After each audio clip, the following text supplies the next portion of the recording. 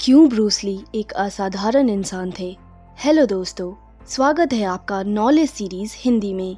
Martial arts के सरताज कहे जाने वाले ब्रूस ली एक ऐसे अभिनेता, निर्देशक और मार्शल आर्टिस्ट थे जिनका मुक्का पहुंचने से पहले ही आदमी गिर जाता था।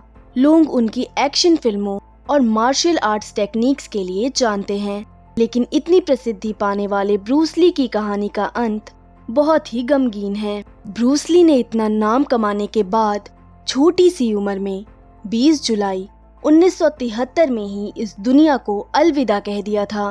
अभिनेता और मार्शल आर्टिस्ट ब्रूस ली ने हॉलीवुड की 20 फिल्मों में काम किया था, जिनमें से 3 उनके मरने के बाद रिलीज हुई थीं। लेकिन लोग उनके काम के इतने मुरीद हैं कि मौत के इतने अरसे बाद भी वह एक चर्चित चेहरा हैं। सिनेमा की यह रंगीन दुनिया न सिर्फ ब्रूस ली को जानती है, बल्कि उनकी कमी अभी भी महसूस करती है। किसी इंसान की काबिलियत उसके शारीरिक दिखावे से नहीं, बल्कि उसके अपने काम के प्रति समर्पण और जुनून से मापी जाती है। क्योंकि यदि ऐसा संभव होता तो किसने सोचा था कि 5 फुट 8 इंच की लंबाई और 64 किलो वजन वाला एक सामान्य दिखने वाला आदमी मार्शल आर्ट्स का बादशाह बन सकता है। वे एक सामान्य इंसान से कई गुना अधिक फुर्तीले थे। ब्रूस ली के नाम दुनिया के कई सारे वर्ल्ड रिकॉर्ड्स हैं। आश्चर्य की बात यह है कि दी ग्रेट ब्रूस ली ने कभी भी क्लासिकल मार्शल आर्ट्स नहीं सीखा था। उन्होंने कुंग-फू की बेहतरीन कला को बिना किसी बड़े कुंग-फू स्कूल के खुद ही सीखा। ब्रूस ली 1 इंच दूर रहकर सिर्फ एक पंच से सामने वाले को धराशाही कर सकते थे। वे गामा पहलवान और महान बॉक्सर मोहम्मद अली के बहुत बड़े फैन थे। उनका यह सपना था कि एक बार अपने आदर्शों के साथ फाइट करें। आज भी ब्रूस ली के बनाए गए रिकॉर्ड्स को कोई भी नहीं तोड़ सका है। Family and academics.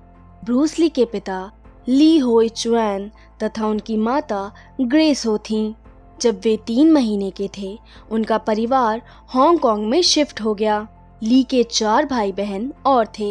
ये एक संपन्न परिवार से संबंध रखते थे, लेकिन इसके बावजूद भी ये स्ट्रीट फाइट और गैंग राइवलरीज में शामिल रहते थे, जो कि उनके मार्शल आर्ट्स में प्रशिक्षित होने के लिए जरूरी था।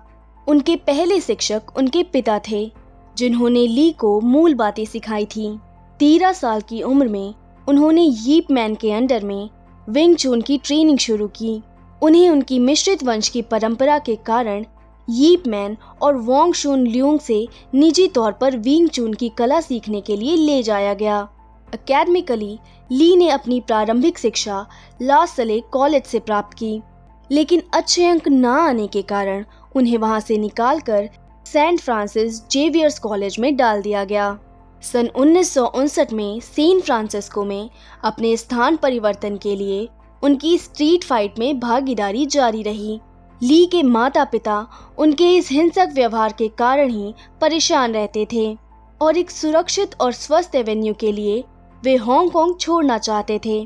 सैन फ्रांसिस्को में कुछ महीने रहने के बाद वे सिएटल चले गए, जहां उन्होंने एडिसन तकनीकी स्कूल में अपनी आगे की शिक्षा पूरी करने के लिए दाखिला लिया। इस बीच उन्होंने रूबी चाओस रेस्तरां के लिए लीव इन्वेंटर के रूप में काम किया। सन 1961 में वाशिंगटन विश्वविद्यालय में दाखिला लिया, जहां वे ड्रामा में प्रमुख रहे। इस तरह इनका शुरुआती जीवन व्यतीत हुआ। कैरियर।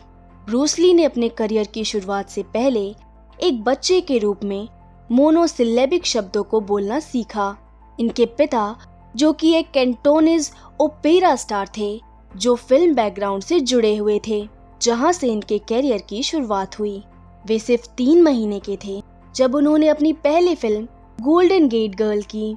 तमाशे की दुनिया में अपनी शुरुआत करने के बाद से उनके जीवन के प्रारंभिक वर्ष इवेंटफुल रहे, जिससे उनके अंदर एक अभिनेता ने जन्म लिया और उनका अभिनय कौशल हर फिल्म के साथ बढ़ता चला गया। उन्होंने उस वक्त लगभग 18 से 20 फिल्में की। सन 1959 से 1964 तक अभिनय करने के बाद उन्होंने अपने अभिनय करियर को छोड़ दिया और मार्शल आर्ट को अपना पेशा बना लिया।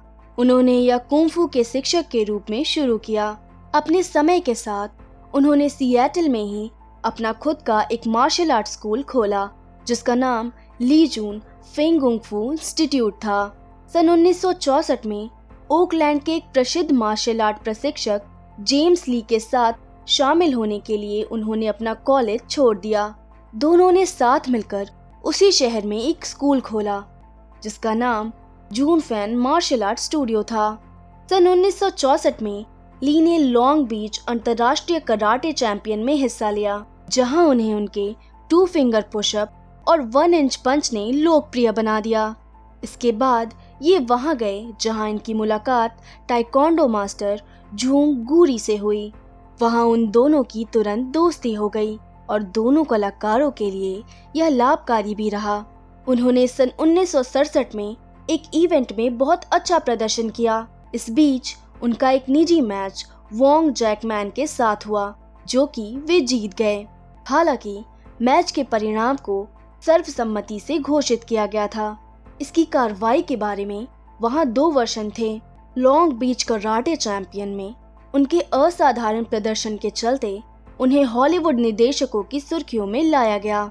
एक परिपक्व वयस्क के रूप में उनके अभिनय का पहला कार्यकाल TV series the green hornet में था। इस शो की शुरुआत सन 1966 में हुई और सन 1967 तक इसका पहला सीजन चला। उनकी तेजी का उस वक्त अंदाजा लगाया गया जब 1962 में ब्रूस ली ने एक फाइट के दौरान अपने विपक्षी पर एक के बाद एक ताबड़तोड़ 15 पंच और एक किक जड़ दिया। यह कारनामा ब्रूस ली ने महज 11 सेकंड के अंदर किया था। ब्रूस ली की तेजी आम इंसानों से कहीं ज्यादा थी।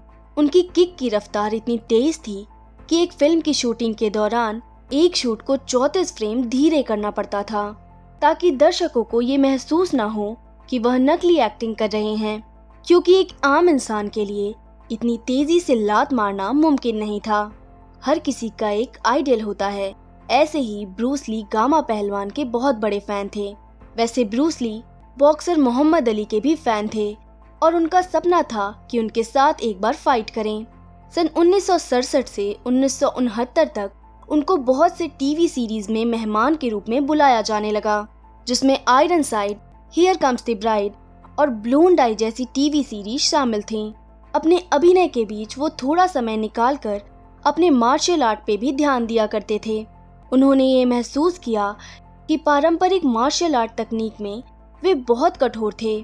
उन्होंने एक नई प्रणाली बनाई जिसमें उन्हें व्यवहारिकता, लचीलापन, गति और दक्षता जैसे लक्षण में तैयार होने की जरूरत थी। ऐसा तब हुआ जब जीत कुंग डो ने इंटरसेप्टिंग फीस्ट का रास्ता तैयार किया। द ब्लैक डे फिल्मों में अभिनय करने और उनका निर्देशन करने के साथ ब्रूस ली एक मार्शल आर्ट्स ट्रेनर भी थे। वह बच्चों को अपने जैसा ही गौरवशाली बनाने की पूरी कोशिश कर रहे थे। लेकिन फिर 20 जुलाई 1973 को हांगकांग में कुछ ऐसा हुआ कि वह सिर्फ लोगों की यादों में रह गए। दरअसल 20 जुलाई को ब्रूस ली अपनी आगामी फिल्म गेम ऑफ डेथ की तैयारी करने के सिलसिले में फिल्म प्रोड्यूसर रेमंड चो से मिलने के लिए उनके घर गए थे। वहां उन्हें अचानक से बहुत तेज सिर में दर्द हुआ, जिसके बाद उनके दोस्त ने उन्हें एक एनाल्जेसिक दवाई दी थी। लेकिन उनके दोस्त को क्या पता था कि यही दवाई ब्रूस ली की जान ले लेगी। इस दवाई ने रिएक्शन किया जिसने ब्रूस ली के दिमाग का साइज 13% तक बढ़ा दिया और उनकी मौत हो गई। इस दिन को मार्शल आर्ट्स की दुनिया का सबसे काला दिन कहना गलत नहीं होगा, क्योंकि बहुत से फाइटर आए लेकिन ब्रूस ली जैसा कोई नहीं बन पाया। फिल्मों के सेट्स और फाइट में सामने वाले के छक्के छुड़ाने वाले ब्रूस ली की मौत अचानक हुई। इस कारण से उनकी मौत को लेकर तरह तरह की अफवाहें पूरी दुनिया में छाई थी। इस जमाने में अजय माने जाने वाले ब्रूस ली की मौत को लोगों ने श्राप तक से जोड़ा था। इसके साथ ही कुछ लोगों का मानना था कि एक गुप्त चीनी संस्था ट्रियाड ने अनजान कारणों के चलते ब्रूस ली की हत्या करवा दी थी। हालांकि अफवाहों से अलग ब्रूस ली की मौत की वजह बेहद खतरनाक थी। अगर आपको हमारे द्वारा दी गई जानकारी पसंद आई है तो आप हमें कमेंट करके जरूर बताएं और इस वीडियो को ज्यादा से ज्यादा लोगों में शेयर करें। ऐसे ही और इन्फॉर्मेटिव और नॉलेज से भरे टॉपिक के लिए हमारे चैनल नॉलेज सीरीज हिंदी को सब्सक्राइब करें। धन्यवाद।